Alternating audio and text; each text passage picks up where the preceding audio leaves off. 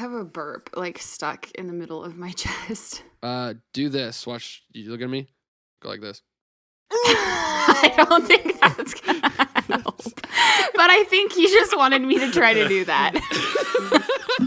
No, it works really well. Watch. Ooh. See? What is wrong with you? Okay, what am I doing?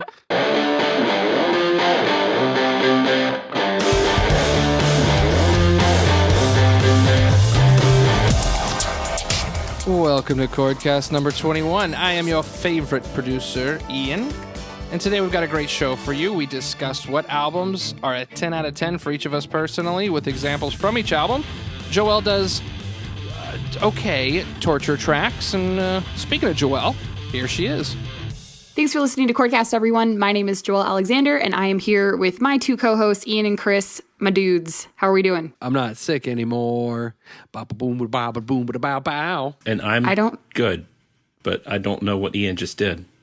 Right. I don't know if our listeners really appreciate your, I don't even know vocal music. I don't even know, what you would call that. Like a cappella? It's kind of like scatting. Yeah, that's super cool. All right. So, anyways, Chris, Ian, how are you? You're so rude. This is my show. Come on. I'm kidding. And I'm just here for the ride.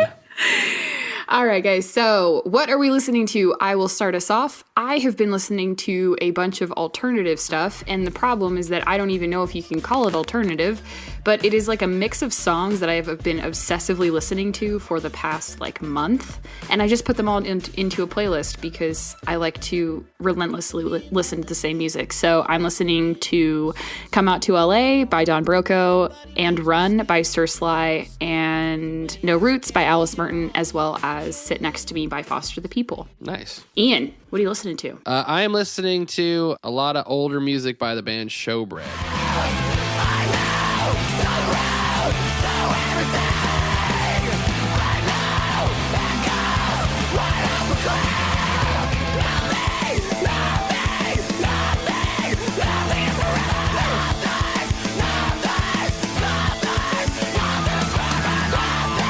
They are a band that I listened to a lot in high school. Their first album, called No Sir, Nihilism is Not Practical, came out in 2005, so I was a sophomore in high school, and I mean, it was like this crazy weird synth punk thing, but I love listening to that kind of stuff. It's just so angsty. I was 9 when the album came out. Yeah, so clearly you were into it. Yeah, it was my jam. in between Elmo's soundtrack and that, it was what got me through. You know what I'm saying? You're like, oh God, this freaking second grade is killing me. Except I was homeschooled, so I couldn't even say that. True. You're like, somewhere in between first and fourth grade is killing me. Oh, that's funny. That's alarmingly accurate. Yeah. Chris, what are you listening to? I am listening to the remastered version of Hysteria by Def Leppard. It's one of my favorite albums of all time. Pretty much the first band that I latched onto, thanks to my dad.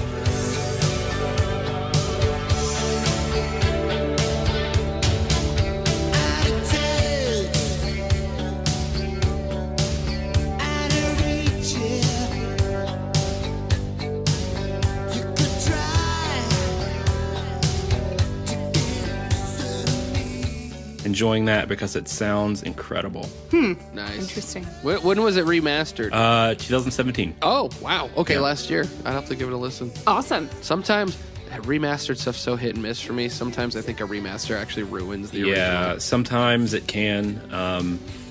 I've listened to a lot of the vinyl version and the original CD that came out in the 80s, just because that's what my dad had.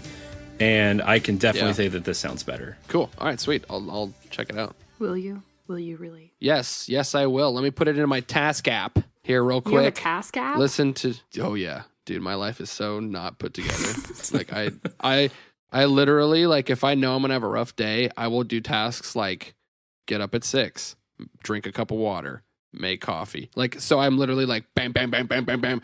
Because if I just do it. Like if I write out that I'm going to do it, I'm way more likely to actually do it, you know? What has 7 arms and makes crappy music? Oh. That does not only mean it is factually incorrect. I do not like Def Leppard. I'm not a huge Def Leppard fan I either. grew up with Led Zeppelin, so I feel like you're either one or the other. Yeah, I'm definitely Zeppelin, dude. Jimmy Page is one of my all-time favorite guitarists. And now we are going to be moving into our taste test segment. And with taste test, what we do is each of us sends the other a song to listen to. And so we each have 2 songs that we listen to. And the rules are that we couldn't have heard the song, but we could have heard of or listened to other songs by the artist. Okay, so we're going to have Chris start us off, and it looks like his first song was recommended by Ian. Ian, what did you give him? I gave him the song The Dissonance of Discontent by Showbread off of the album I mentioned earlier called No Sir, Nihilism is Not Practical. Okay, so I did not like this song. I really have nothing to comment about it except that I liked the bass.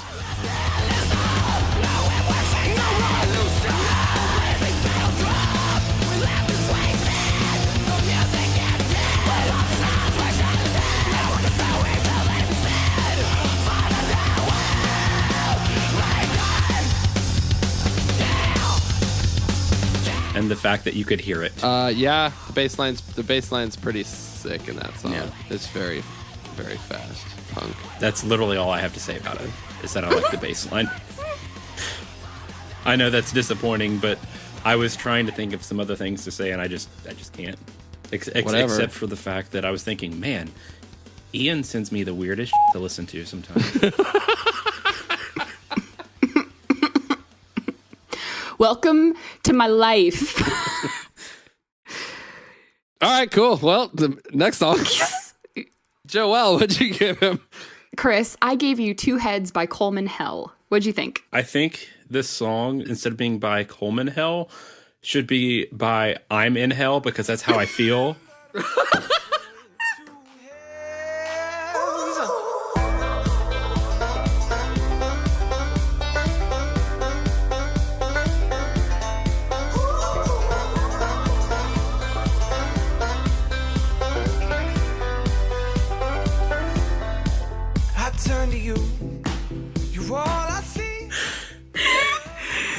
This is so bad. Like, it's not as bad as Ian's song. Like, I would rather listen to this than Ian's song.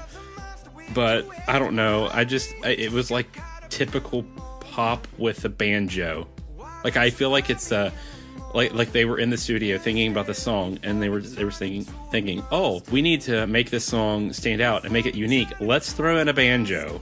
Because everybody loves Mumford and Sons, right? I'm shook. I was not a fan. Ian, did you listen to it? I didn't know. I'm curious, though, now. It's so good.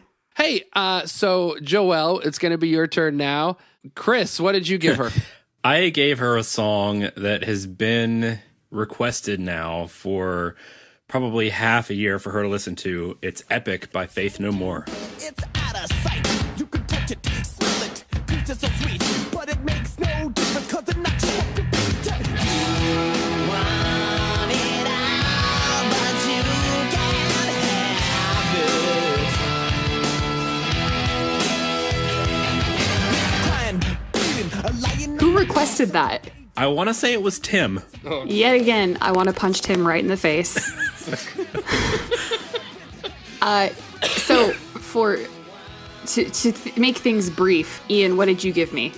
I gave Joelle Luke's Arumque by Eric Whitaker. So you both suck and completely just did awful this week. And I was so disappointed because let's remember that last week I loved everything, right? Like, I was like, yeah, they got it. They finally got it. And then this week was just absolutely horrible. So I'll start with Chris because he was the first one. So I think I have heard part of this song. It was one of those things where I was like, well, this could be literally any rock song on the radio. So, like, I couldn't quite identify if I had heard it a bunch before. But pretty much it was horrible, and I wanted to, shove a pair of scissors into my ear. But it just, like, everything about it I was not into. The vocals, and then, like, the weird vocals on the chorus, and then the type. It's very West Coast, and I don't know where they're from, but it was, like, I don't know. Faith No More is from San Francisco. Okay, and this yeah. song came out in 1989. So I was negative X number of years old when it did. I just like wasn't a big fan. It's just not my type of rock. But I feel like I've heard it before. So is it like... It's very popular and very well Okay. known. It's a very, very popular By song. the way, that album came out on June 20th, 1989. I also want to say that you may... There's... I don't know how popular it was, but the only rock band that I'm aware of that has done a cover of it is Atreyu. Maybe that's how I've heard it. Because that's how I first heard I would be it, interested. I would be interested in listening to that. This song is literally one of my least favorite songs in existence. I hate this on song board. so much. Yeah. I feel When the same. chorus kicks in and the guys, you want it all, but you can't have it. I'm like, who was in the studio and was like, yes, more of that. Yes. Do that again. Who green-lighted that? Like, it is the worst song. The second song was from Ian, and I wasn't a big fan of it, and there's kind of a reason why. So Ian sent me the translation because it's in Latin, I think. Is that what you said? Is it Latin? It is in Okay.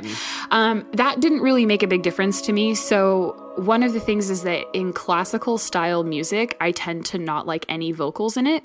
And so instrumentally, I really liked it. And like it was like a very powerful song, I feel like. And there was like again, there was some strings in there that I liked. But as far as the group gorgeous choir, I know it sounds good and I know it's awesome, but it's just not my vibe at all.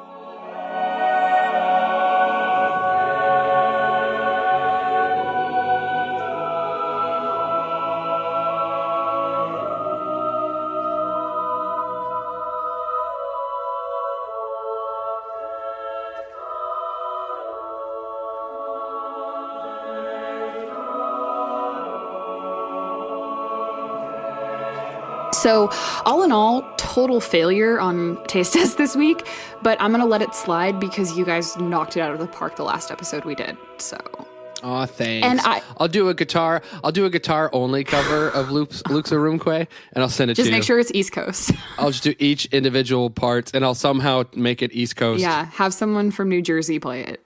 Like you compose it Sure. and then New Jersey plays it. Perfect. Yeah. That'll be easy. Literally Okay. East Coast. All right, Chris, what was Ian's first song? Oh, wait, no, Chris, Yes. so you heard the Atreyu version of Epic. I'm sorry, I'm jumping all over the place. Do you actually like the Faith No More version of Epic? I mean, I appreciate it for what it did during its time because, like I said, popular song, just not my cup of tea. Like I heard this was a bonus track on Atreyu's Lead Cell's Paper Anchor album, and I heard it and I didn't know it was a cover, and I'm like, this is awful. I'm definitely skipping this. And then when because I thought it was an Atreyu song, and then when I realized that it was not, and it's a cover, I'm like, okay, I guess I can appreciate it, but I don't even appreciate it for what it was or what it did to the music industry or anything. The song should not exist. I mean, it's from a time when Beastie Boys were a thing. So I guess it's like an influence, and it was like right around the grunge phase. So yeah. Oh my gosh. you just gotta have so it's an bad. acquired taste. It's not even acquired taste. It's just bad. It's like if somebody was like eating coals and they were like, it's just acquired taste. Okay. You guys don't do that? Oh, Ooh, weird. is that something I have to start doing now? So if I start eating coal, will you start eating coal? Let's find out. Okay, Ian, what did you give Chris? You mean You mean Chris? the What did opposite. you give Ian? Chris, what did you give Ian? I don't know your guys' names. We're just two random guys on the internet. I gave Ian. That's literally what happened with you and I, Chris. Oh, I know. I mean, that's kind of what happened to me and Joelle, Oh God, both of you. but it goes way back. My second follower on Twitter. Okay, I'm so sorry. Oh yeah. I gave Ian the song "Giant" by Banks and Steels. Yeah, this song is sick. To my penthouse hole. I'm not trying to take it slow. Working hard, cake and dough. Open up 24. We striving for that goal. I'll stop at nothing. I will play this game that's so easily started, not so easily parted. This song is like what Epic by Faith No More could have been, because it's the exact same format. You know, you got you have hip hop in the verse, and then you got the kind of, what's the word, anthem-y sort of chorus. This song is just super cool. Like, I love the flow. I forget who it is that does. Who's the rapper? It's Reza from Wu-Tang Clan. Okay, yeah, he's freaking sick. Like, I don't really listen to Wu-Tang Clan, but like, especially like on verse 2 when he just starts getting all sassy. Portfolio. My lines are fine as wine, they blow your mind like Coco. You can do what you wanna do, whether group or solo. Boston Cold with a It's just awesome. And then the chorus is really good, super catchy, but it's not typical, or it's not, I don't know, it's just good. And so the whole song is just like, it's just a good song. Like, I feel like I would want to go to a gym and be like hitting a punching bag while I'm listening to it. I want to say, too, just for our listeners, that the name, I don't know what Steels means, but Banks is a reference to Paul Banks, who is the singer. He's from Interpol. Okay. So. Oh, that's right. Because I remember you brought these guys up, I think, during recommendations a few episodes ago. I have before. Yeah. Well, I'm glad you liked the song, Ian. I recommend listening to the rest of the album. I don't think... I will, for sure, actually. Yeah, I really, really love this I'm not sure if you'll like all of it, but... because I don't know of another song that's similar to this one. Mm-hmm. This was like the single, so...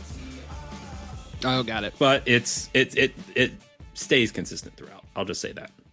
Okay, cool. Yeah, I'll listen to the rest of the album for sure. What'd you give me, Joelle? I gave you Seattle by Def Havana. This song is also a good song. It's not, I wouldn't call it a great song, but it's definitely a good song. It's, I would call it like Nashville pop. It's very Nashville. They're from England. And, okay, cool. But I mean, it's like, it sounds like it came straight out of Nashville, the style.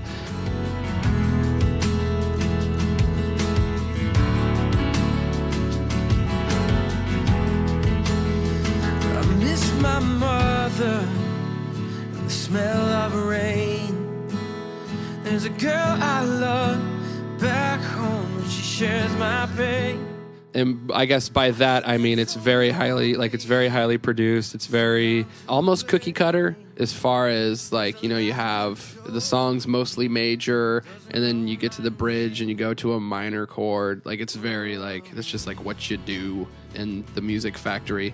And it's good. I mean, the guitar work's very ambiguous. There's no real hook to the song, so like I can't really go back and whistle any part of it. But I mean, it makes me wish I could write a song about a city. So like, I could not write a song about a city. It's actually interesting, and it caught my attention when the album came out, because they're from England and they were supposed to come over here and tour with Yumi at 6. And they couldn't get their visas, and so they didn't come on the tour. And actually, Young Guns came on the tour. They swapped Def Havana for Young Guns, because Yumi at 6, Young Guns, and Def Havana are all friends. And so they came, but so they couldn't. Oh man, was that before or after? So scratch all that. Anyways, that was kind of unrelated. But they decided to come on a U.S. tour with a band called Ash. And the problem was that it was a bar tour, and at the time I wasn't 21, because I'm like barely 21 now. And so I flew up to Seattle, because I was like, I have talked to them on Twitter, and I was like, oh my gosh, I'm so excited, because they said, yeah, they're announcing this US tour, and then they didn't come to Boise, and then I couldn't even get into the show. Oh, and so no. I flew up to... What venue was it? What venue was it? It was a tavern in like Ballard or something. Tractor Tavern? Oh, yeah. Dude, I love that venue. Yeah. You should go there now that you can. Yeah, so it was interesting because I was like really excited, and then I was like, oh, I can't go up.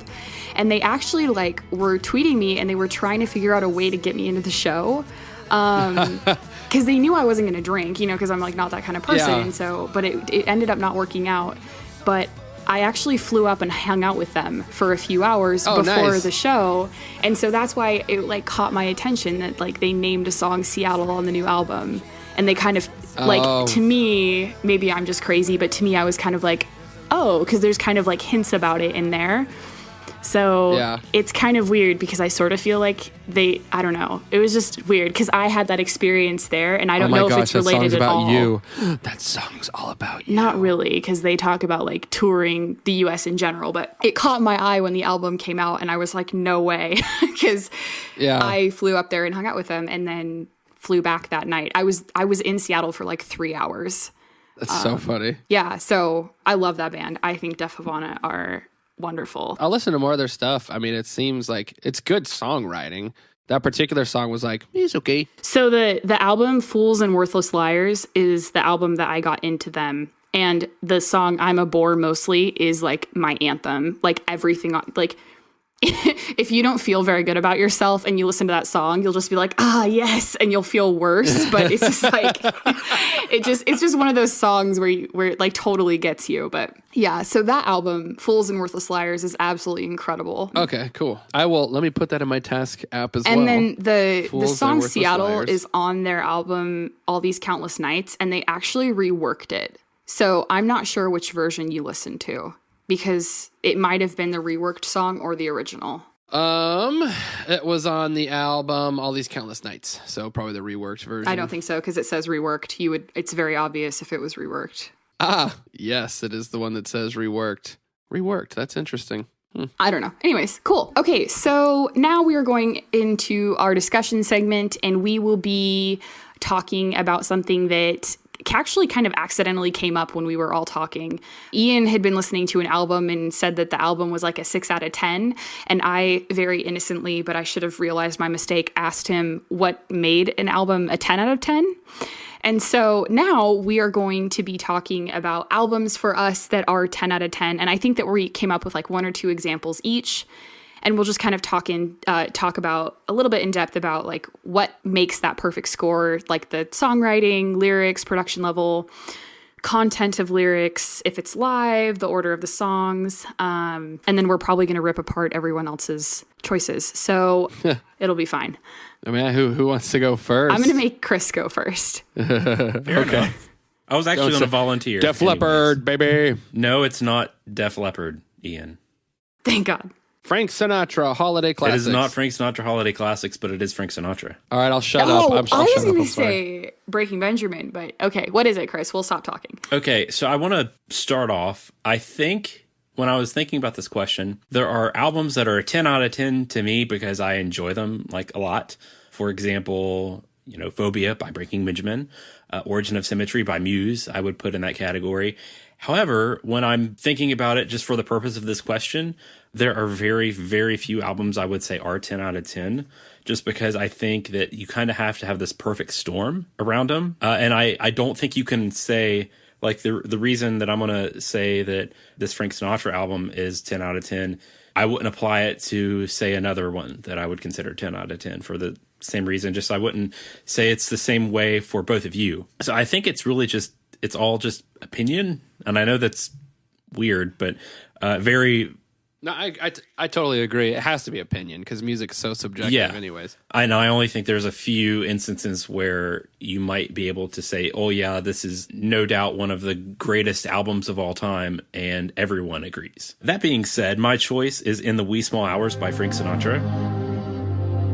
In the wee small hours of the morning,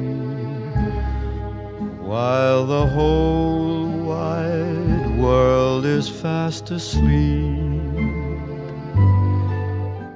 you ain't been blue till you've had that mood indigo, that feeling ghost. I've forgotten you just like I should. Of course I have, except to hear your name or someone's laugh. This was one of the first that came out when he signed on the Capitol Records label. It came out in 1955, long time ago. And it's interesting because his Capitol era came at a time when he was a very, very, very emotionally unstable guy. He had just gotten out of his relationship with Ava Gardner. His music career had not taken off, really. I mean, he was the hip young thing that everyone was talking about at the time, but he kind of just fell down. His acting career was not going well. So this album came at a time when he was really on the upswing. And it's interesting because this one deals a lot with loneliness, sadness, depression, lost love, and just general nightlife. That's why the cover is a portrait of Frank smoking a cigarette in like the middle of the night out on some street. It's very iconic. And when I was thinking about why I think this is 10 out of 10 for me, it's because I kind of I relate to this on an emotional level. I've listened to this album like literally 3 o'clock in the morning crying because depression and other things that we won't get into. But it's very, I think a lot of it has to deal with not only that, but just the song selection is near perfect. Looking through some of the songs on the album, it was written by people like Cole Porter, Rodgers and Hart. There's a Duke Ellington track, or Duke Ellington writing credit on here. It's just, it's like I said, it's that perfect storm. And like you start off with the title track in the wee small hours of the morning, you go through and it's just like song after song after song just like hits you in the gut. And if you're in the emotional state that it's meant to be listened to in, then it just like, it affects you more.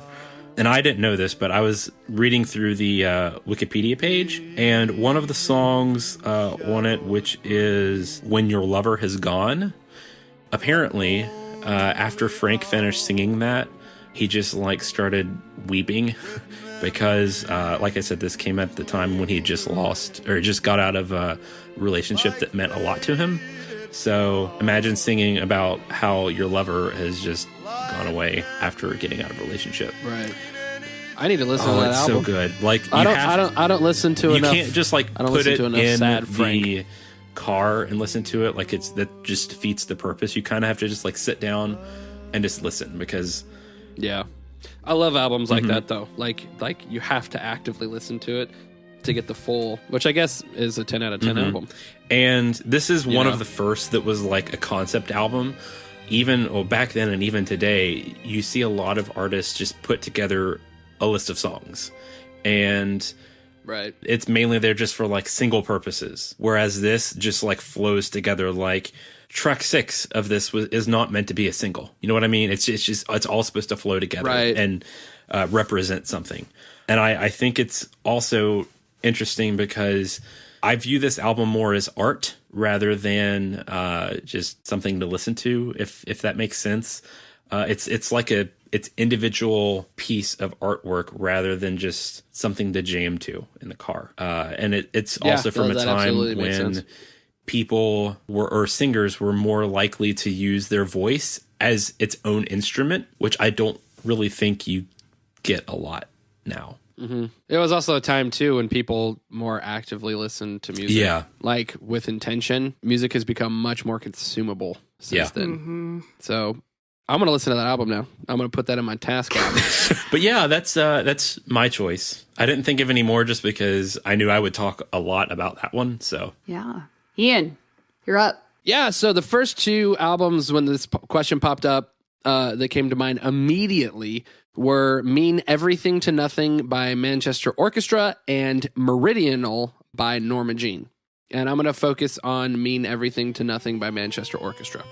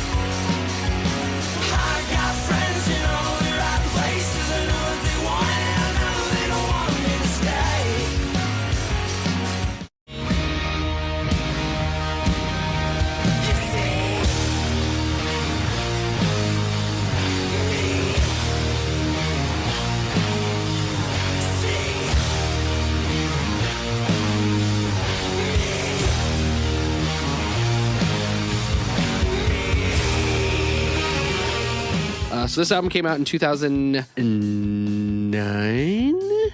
Let me see. Yeah, 2009. And I remember my wife was really into Manchester Orchestra, and she listened to their first album, and I was working at Best Buy at the time, and it came out, and she was like, buy the album, bring it home. And I was like, okay. And so I bought it, and I was listening to it on the way home, and I remember the whole way home, this was really the first time I had listened to Manchester Orchestra. The whole way home, I was just smiling. I was like, oh my gosh, this is so good. And so I've listened to the album countless times, but there's so many factors that go into why I think it's a 10 out of 10. And the biggest one for me is songwriting.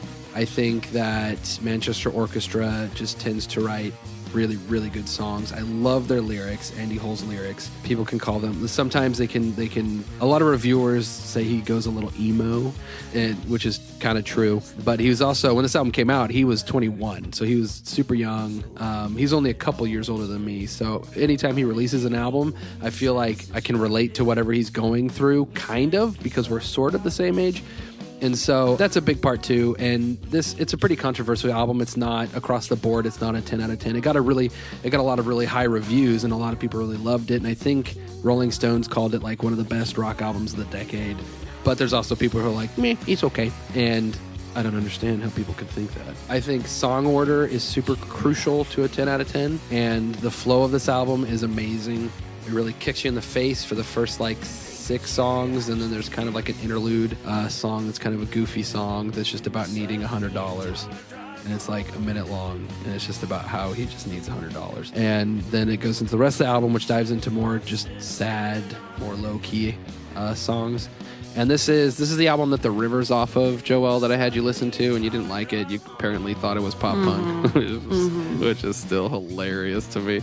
But yeah, it's just, to me, it's a very, it's a super, super well-written album. The songs are all really different from each other, even though there's things Manchester Orchestra does that, like, if I hear a song and it's just the music and Andy hasn't started singing yet, I'll already be able to tell it's Manchester Orchestra just because of the way it's written and the way they tend to do things. So there's a kind of nice continuity between everything, but every song's also very different from the last song. And yeah, I think it's an album that stands the test of time. I think it's an album that really wears its influences on its sleeves. And yeah, so I just freaking love the album. It's so good to me. Excellent. Questions, comments, or concerns? I'm concerned, but I just want to hear that. what Joelle has to say about hers, because I'm ready to tear her apart. I am really curious as to what's a 10 out of 10 for why Joelle? do you think I waited till the end? My 10 out of 10 album, I'm with Chris. I think it really, really depends because I can think of like a 10 out of 10 album for each genre that I've listened to. And it's for kind of different reasons, if that makes sense. Like what makes a hardcore album a 10 out of 10 compared to a rock album a 10 out of 10 or a 10 out of 10 rock album. It's kind of different things, and I appreciate different things about them. But I completely agree with that. You what? Completely agree with that. Yeah. So just in general, I was thinking back to, because I really struggled with this just because I am so particular when it comes to albums. Like I feel like I'm pretty lenient when it comes to songs. I'll listen to a song by an artist and listen to another song, and I don't really relate the two of them. I try to look at everything like kind of a fresh piece of work. But an album that has just consistently been a 10 out of 10 for me from the day it was released until now is This Is How the Wind Shifts by Silverstein.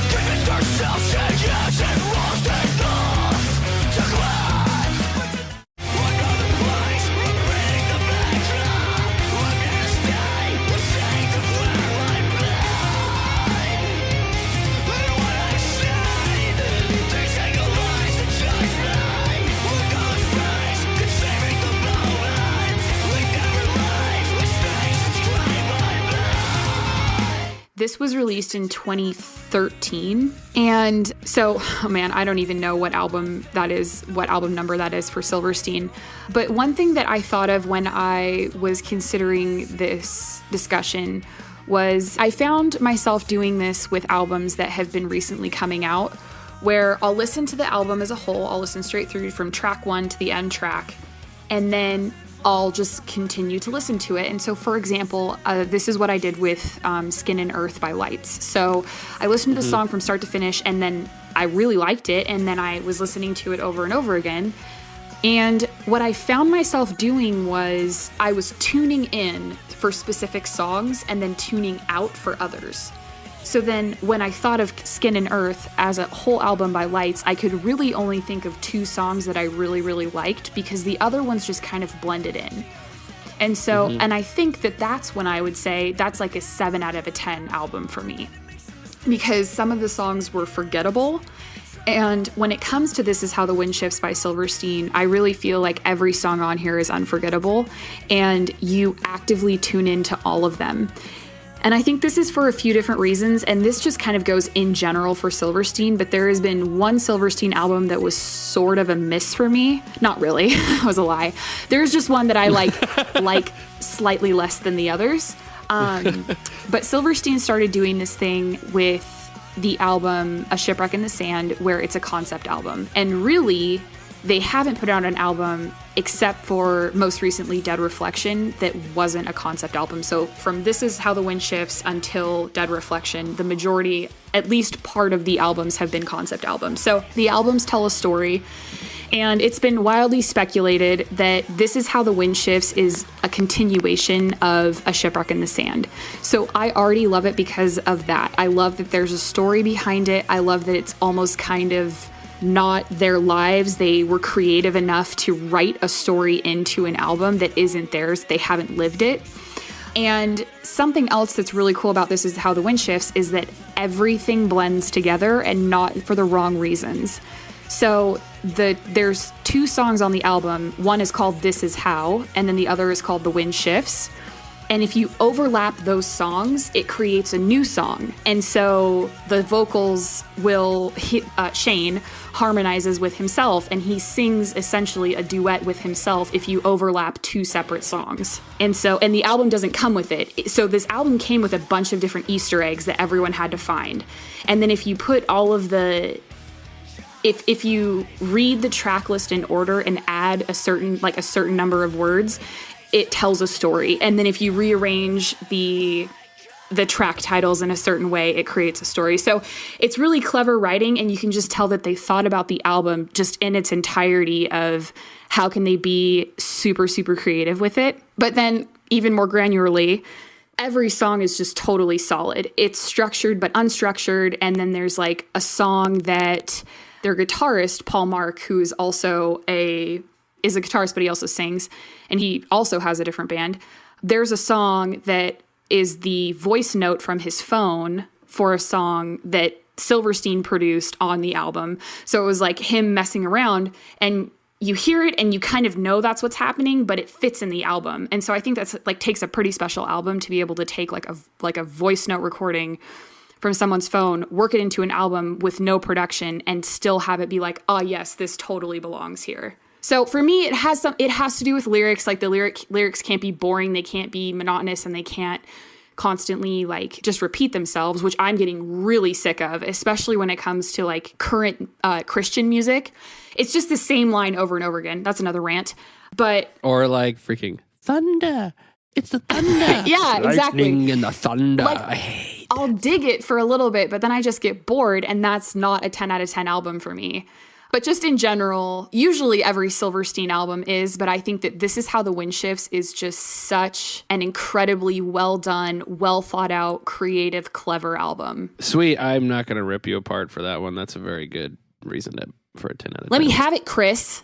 I have no words. So why? Because it was that bad or that good? No, you have a good band. I'm assuming a good album. I've never listened to it.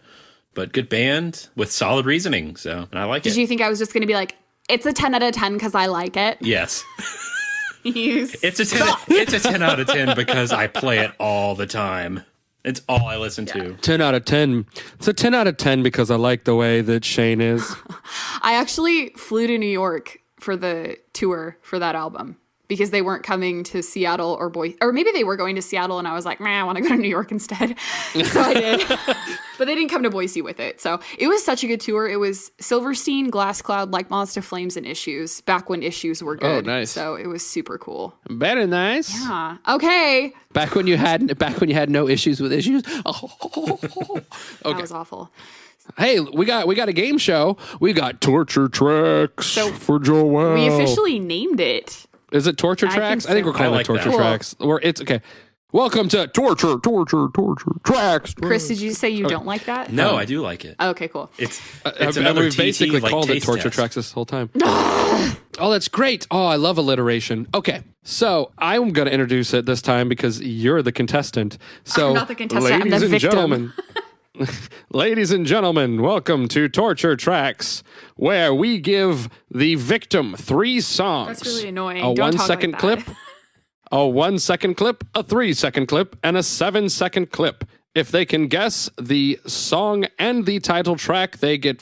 Wait, The hang song on. and the artist. If they can guess the song and the artist, they receive full points. If they can only guess one or the other, they receive half points. You receive 10 points if you guess the 1 second, 7 points if you guess on the 3 second, and 1 point if you guess the 7 second. That's it. Chris is kicking our butt. Yeah. He in the lead right now with like 1 million points. Well, arguably, Joelle he's the only currently one who's has- gone twice. So. This is very true. Joelle has 21 points right now. Chris has like 40 something. Chris has 'cause he's gone 46. twice. I have 19, and you have 13 and a half. I have 13 and a half. Oh, God bless me. Okay. Are you ready for song number 1? This is what I like to call a gimme because you're going to get it. Here we go. Song number 1. Oh, that's No Roots by Alice Merton. Good job. No Roots by Alice Merton. Here's the 7-second clip for you listeners. I build a home and wait for someone. Congratulations on your 10 points, That Joelle. 3-minute bit always gets me, man. The 3-minute bit? Like right at 3 minutes on that song where it's like Right. Yeah.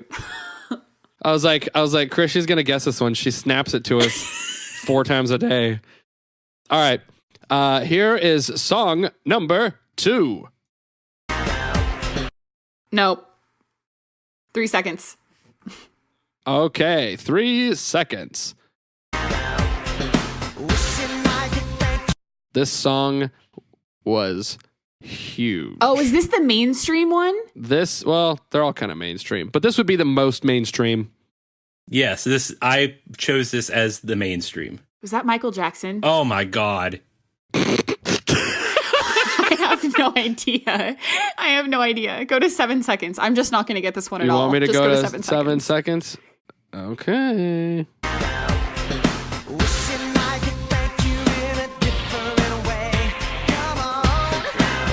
Do you I've not never know heard that song before. Oh, You've never You- heard this song? Never. You've Hey, lived a Chris. very Hey, sheltered Chris, what song life. is this? What song is it? it's Larger Than Life by Backstreet Boys. I've never heard that song before. What? Okay, I get 0 Oh my points. gosh. Ew. 0 points. That is oh my literally gosh. one of the biggest songs of like the 2000s. Oh my goodness. Let's look up. Hang on. How many views does this have on YouTube? Yeah, it's only got 34 million views on YouTube. Well, okay. I'm not one of them, so. Song number 3. Here we go. 3 seconds. 3 seconds. Here we go. Oh, it's Lord. I can sing it. I don't Sing know it, what man. I don't know what the I'll give you a hint. Can't Uh, you Hey, no hints. No hints. It's like You should probably sing it. frick. Sing it to yourself because you'll get it. That's your hint. Is it Dynamite? Is that this homemade Dynamite? Yes. 7 points. Way to go. Here's a 7-second clip.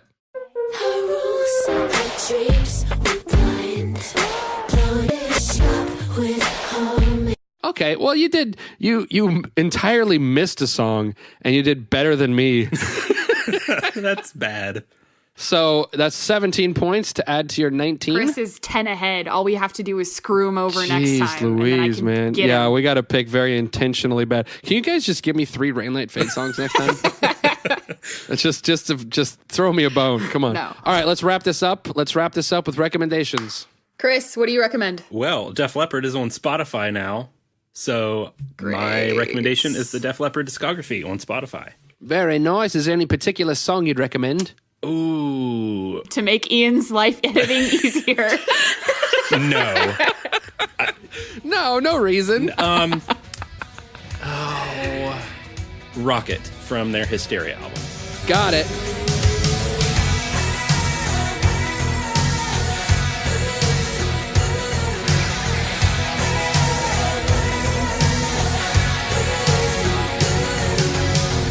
White night, Stream City, mad music.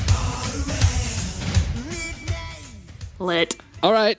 Hey, what are you listening to, Joelle? I am recommending. So the day Oh I know my that this is God. not. Oh, sorry. What are you recommending? What are you recommending, The same Joelle? Why thing did that Chris- she's probably recommended now for like over a But year. stop talking. I have a reason.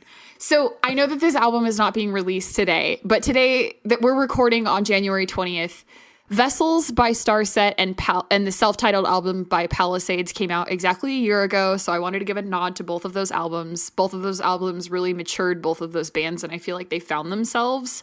And so specifically off of Vessels, I would recommend Last of Fall.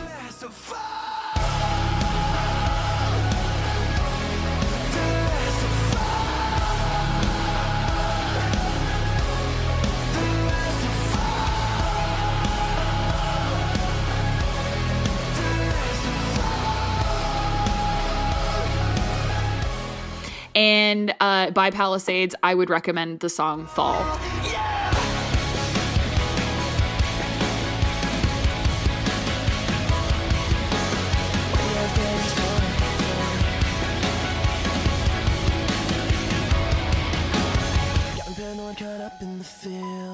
So we're just falling over a lot right now. Sweet. Well, I highly recommend the song Ruins by First Aid Kit.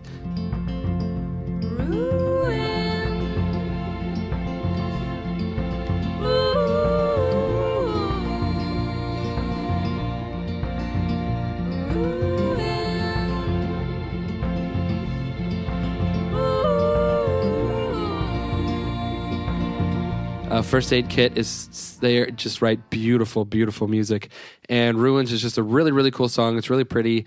It's got this really cool kind of percussion track going in the background that sounds almost like trains running across the track the whole time, which I thought was really cool. I got it on my Discover Weekly playlist or the Release Radar, and that's it, right? Yeah, so Ruins by First Aid Kit. Super good song. Really love it. So I'm just going to say this now so I don't have to later. You can follow Joelle on Twitter at xjoelmae, xjoelmae. You can follow Chris at The Curse of Chris. You can follow me at Ian the Beard, and you can follow the show at The Chordcast. Follow all 4 of us for ultimate Twitter good times. Yes. That's all, folks. All right, we will see you again on February 15th, the perfect cure for your love hangover.